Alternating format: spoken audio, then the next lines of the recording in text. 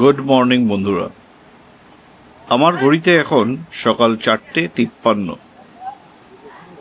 আর আমি পৌঁছে গেছি মাডলা গেটে আমার দ্বিতীয় সাফারির জন্য। এখানে সকালের সাফারি শুরু হয় ভোর 5:30-এ। শেয়ার জিপসিতে কালকে সহযাত্রীদের সাথেই চলেছি আজও, তবে গাইড আর ড্রাইভার পরিবর্তন হয়েছে।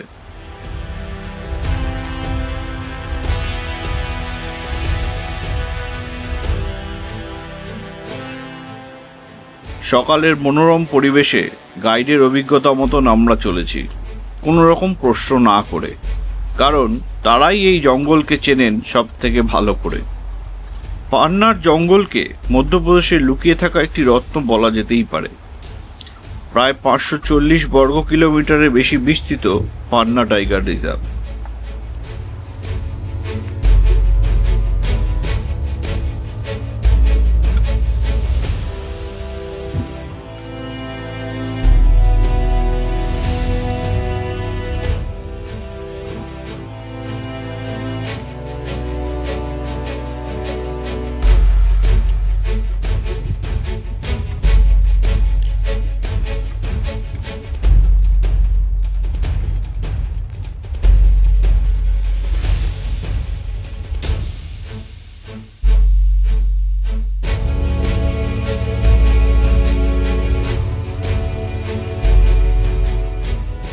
পান্না শুধুমাত্র বাঘেদের জন্যই প্রসিদ্ধ নয়, এর সঙ্গে জুড়ে আছে জীববৈচিত্র্য এবং মনোমুগ্ধকর প্রাকৃতিক পরিবেশ।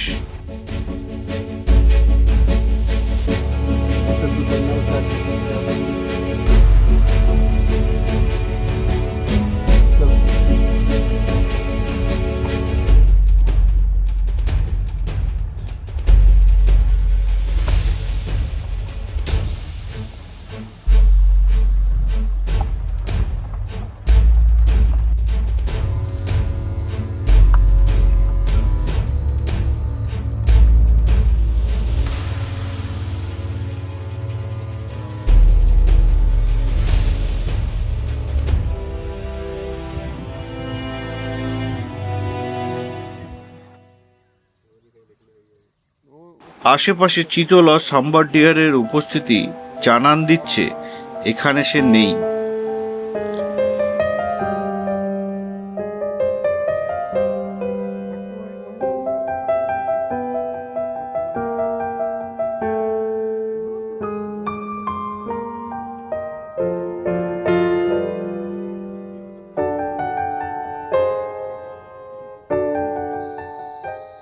শেয়ার সাফারিতে একার ইচ্ছা চলে না, তাই খানিক বিরতির জন্য দাঁড়াতেই হলো।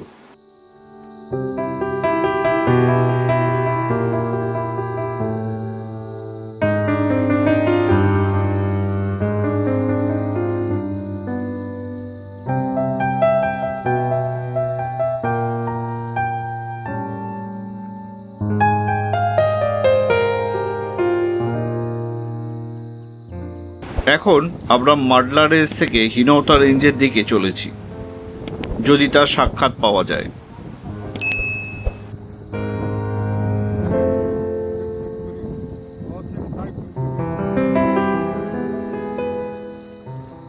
কিন্তু কোথাও কোনো পাকমার্ক বা অ্যালার্ম কল নেই, তাই খানিকটা হতাশ হয়েই ঘুরে বেড়াচ্ছি আমরা।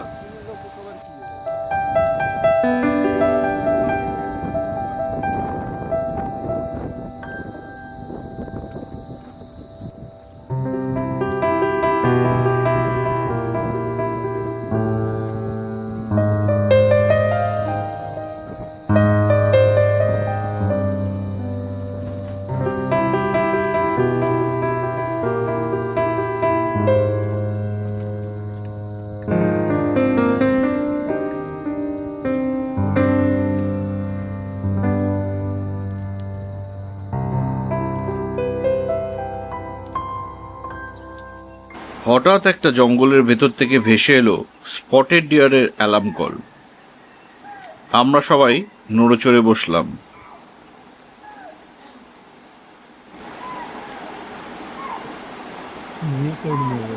একটা অদ্ভুত রোমাঞ্চ সবাই অনুভব করলাম।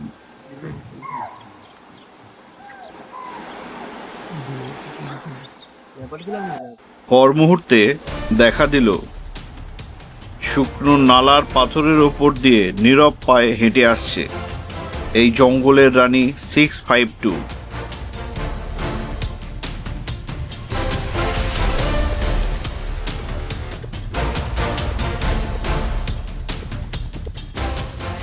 পলকে সে গা ঢাকা দিল এক ঝোপের ভেতর।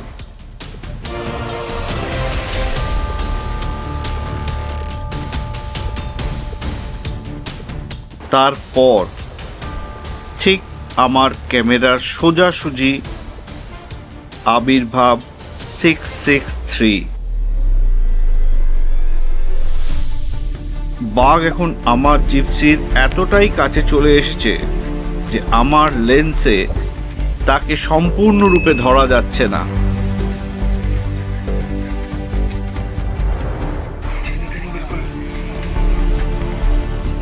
পান্নার লাভ কাপল বেরিয়েছে প্রাতঃভ্রমণে।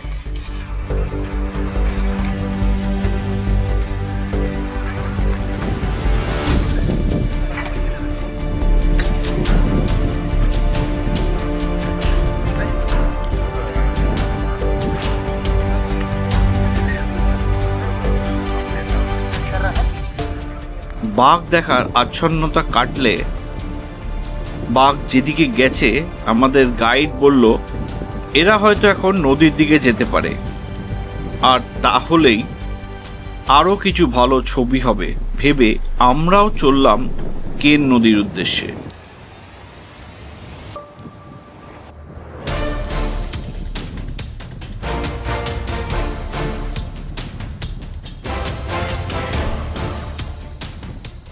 এবার আমাদের একটা বোট রাইড নিতে হবে। আমাদের জিপসির সবাই দেখলাম এক কথায় রাজি হয়ে গেল। যে কেন নদীকে এতক্ষণ দূর থেকে দেখেছিলাম এখন কাছ থেকে দেখার সুযোগ হলো। মোটর বোটে 20 থেকে 25 মিনিটের রাইড, খরচ 600 টাকার মতো, যা ভাগ করে দেওয়া হবে যাত্রীদের মধ্যে। বলে রাখি, এই নদীতে কিন্তু কুমির আছে, তাই জলে হাত ছোবানো বারণ।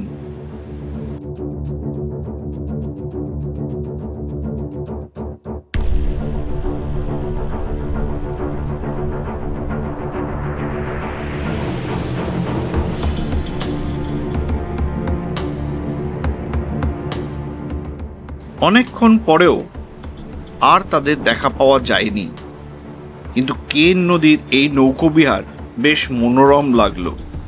আর এই নৌকা থেকে আশেপাশের জঙ্গলের সৌন্দর্য দেখা সে তো বাড়তি পাওনা।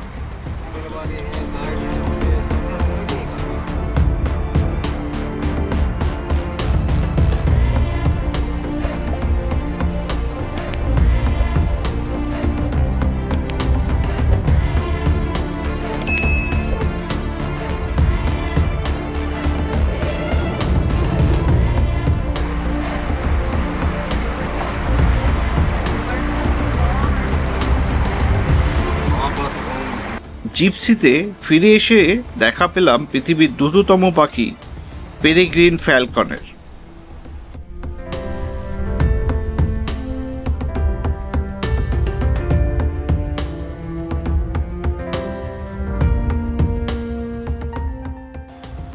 ইনি বোধহয় আমাদের অপেক্ষাতেই বসেছিলেন।